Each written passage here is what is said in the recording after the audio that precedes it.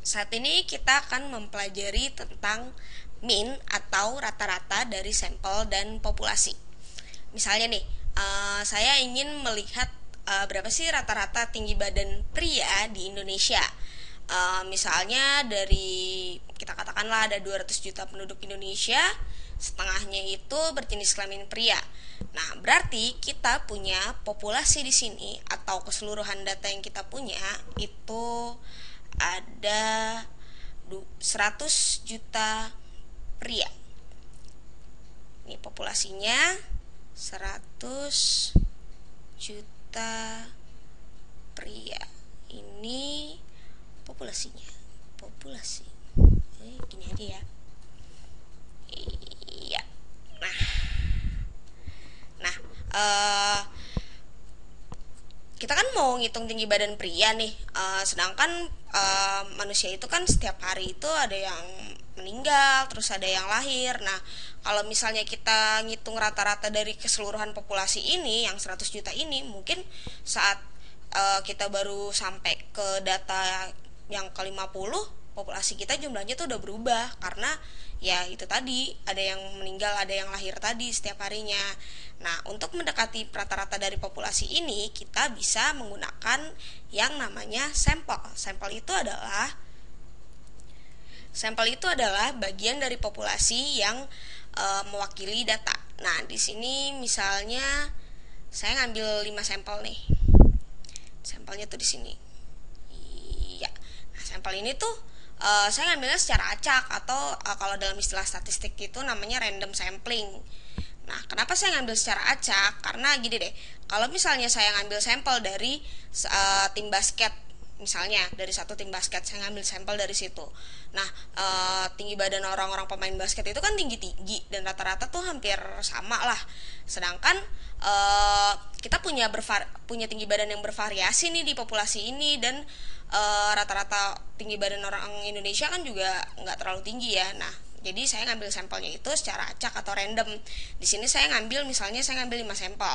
Saya punya orang yang tinggi badannya 150, terus ada yang tinggi badannya 155 mungkin, terus saya nemuin orang yang 167 cm, ada yang 170, dan ada yang 173 cm. Nah, terus kita mau cari tadi mean dari sampel dan populasinya kan. Nah, di sini saya punya rumus untuk mencari mean dari sampel dan populasi. Di sini saya punya mu dan saya punya x bar. Mu ini adalah mean dari populasi. Mean dari populasi, mean dari ini nih. Nah, x bar ini adalah mean atau rata-rata dari sampel. Nih, rata-rata dari yang ini nih. Nah, sekarang kita mulai dari mean sampel dulu kali ya. Mean sampel itu rumusnya adalah, sini saya punya rumusnya itu sigma, atau sigma itu artinya jumlah dari data pertama I sama dengan 1,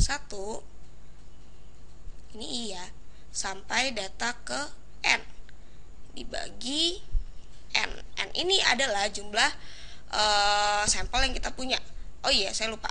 Ini sampelnya kita kasih nama dulu kali ya. Ini sampel pertama itu kita kasih nama X1, sampel kedua itu X2, sampel ketiga itu X3, dan sampel keempat itu X4, lalu sampel yang terakhir itu adalah X5. Nah, jadi mean dari sampel itu adalah kita menjumlahkan data-data ini nih, 150 tambah 155 sampai terus kita tambahin 167 tambah 170 ditambah 173 dibagi jumlah sampel yang kita punya, 1, 2, 3, 4, 5 sampel, berarti dibagi 5. Nah, untuk menghitung mean dari populasinya, rumusnya adalah sigma I sama dengan 1, maksud saya sigma atau jumlah dari data pertama sampai data ke N dibagi N. Nah, kenapa nih kok misal N ini kok N kecil, sedangkan N ini tuh N besar. Nah, N kecil ini adalah jumlah sampel yang kita punya. Jadi saat kita menghitung min sampel, ya simbol yang kita pakai itu adalah N kecil.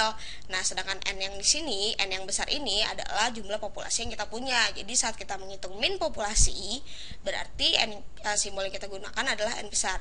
Nah, balik lagi ke min populasi. Nih, min populasi ini berarti adalah kita menjumlahkan setiap data dari 100 juta orang ini, kita menjumlahkan tinggi badannya. Dari tinggi badan orang pertama kita jumlahkan sampai ke tinggi badan orang yang ke 100 juta, lalu dibagi dengan jumlah populasi yang kita punya, yaitu 100 juta. Ya, oke? Cukup mudah kan untuk memahami min dari sampel dan populasi. Nah, untuk statistik selanjutnya akan kita perdalam di video yang lain. Terima kasih.